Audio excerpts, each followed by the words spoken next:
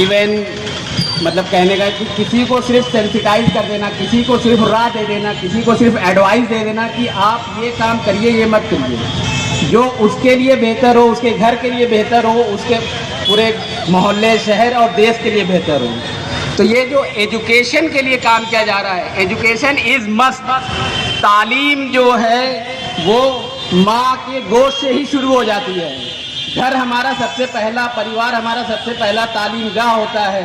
फिर उसके बाद होते हैं स्कूल है, मदारिस है, कि बच्चा जो है वो ज़िंदगी गुजारने का तरीका सीखे, तरतीब क्या है, लोगों हमारे बड़ों की इज्जत, छोटों से मोहब्बत क्या करना है, इस चीज़ का हमें ज़िंदगी जीने का तरीके को सिखाना, और वो अपनी लाइवलीहुड उस दौरान, ज़िंदगी के दौरान जो है अपनी ज़िंदगी को कैसे और बेहतर बना सकता है, अपनी सोसाइटी को और कैसे बेहतर बना सकता है, अपने देश को और कैसे बना सकता है, इस चीज़ के लिए फोकस करना। और सोसाइटी हो, देश की उन्नति के लिए, उन्नत के लिए क्या है, एजुकेशन इज़ मस्ट, जो कि यहाँ के की पॉइंट है। दूसरी चीज़ जो सबसे अहम होती है वो हमारी सोसाइटी कितनी हेल्दी हो।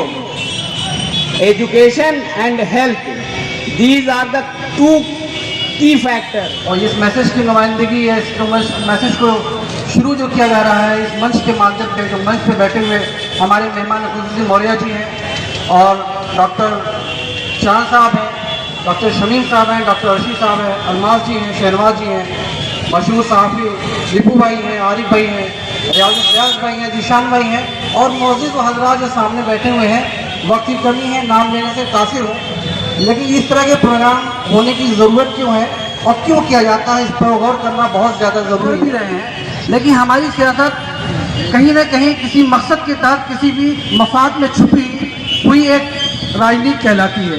लेकिन ये लोग जो सोशल वर्कर्स हैं, उनका कोई मकसद नहीं होता। उनका मकसद ये होता है कि हम दुनिया में अगर भेजे गए हैं तो हमारा दुनिया में आने का मकसद क्या है, हम दुनिया में लोगों के लिए कितना काम आ सकें, दुनिया के लोगों के हम कितने ज़रूरी कामों का हिस्सा बन सकें। इस तरह की सोच रखने वाले लोग बहुत कम हुआ करते हैं।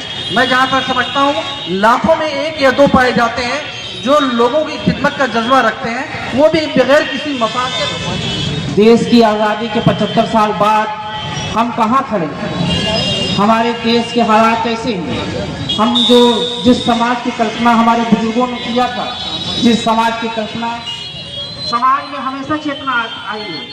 हमारे समाज में जब भी कोई बुराइयां फैली हैं तो सोशल रिफॉर्मर पैदा हुआ। सोशल रिफॉर्मर के बारे में हम लोगों ने पढ़ा, हम लोगों ने जाना। बहुत सारी बुराई थी जब अंग्रेज थे हमारे देश में, उससे पहले यहाँ पर हम लोगों के समाज में एक बुराई थी कि किसी भी लेडीज़ का, किसी भी औरत का अगर आदमी मर जाता था तो उसको जिंदा जलाया जाता था। राजा राम जी ने उसके ऊपर एक अवेयरनेस चलाया, एक चेतना चलाई, एक सामाजिक चेतना चलाई और लोगों के बीच से उस बुराई को ख़त्म किया। आज भी हमारे समाज में बहुत सारी बुराइयाँ हैं, जैसे शराब, बहुत सी जगह शराब बैन है, लेकिन शराब पी रहे हैं लोग, शराब पर बहुत सारा पैसा खर्चा हो रहा है, शराब के बारे में लोगों को अवेयरनेस किया जाता है। सिगरेट है, तंबाकू एक्सपेंसिव होती चली जा रही है कि बहुत से माँ बाप कॉन्वेंट स्कूल में अपने बच्चों को नहीं पढ़ा पाते। कोई बात नहीं, सरकारी स्कूल में पढ़ाइए, मगर पढ़ाई बहुत ही ज़रूरी है। आप अपने बच्चों को एक टाइम खाना खिलाइए, मगर पढ़ाई पर पूरा कॉन्सेंट्रेट करिए। इसी के साथ एक छोटा सा स्लोगन इस माहौल को देखते हुए आप लोगों से बताना चाहूँगा कि ज़िंदगी में कुछ भी नया करने के लिए कभी संकोच मत करिए। ज़िंदगी में कुछ भी नया करने के लिए कभी संकोच मत करिए। ये मत सोचिए कि हार होगी, क्योंकि हार तो कभी होती ही नहीं है। जो बच्चे स्ट्रगल करते हैं, मेहनत करते हैं, तो दूसरी बार ट्राई करिए, तीसरी बार ट्राई करिए, कभी ना कभी तो हम उस लेवल को टच कर ही लेंगे।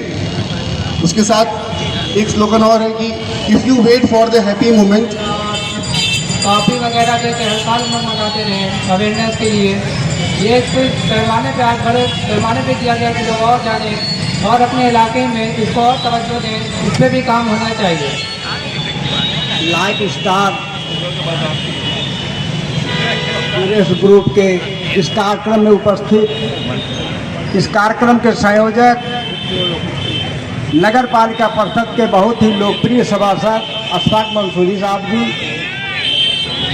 और मंच पे बैठे हमारे नगर पालिका परिषद बोर्ड के बहुत ही लोकप्रिय सभासद नंदलाल यादव जी, मनीष देव जी, अशफाक अलमास सिद्दीकी जी और पूर्व सभासद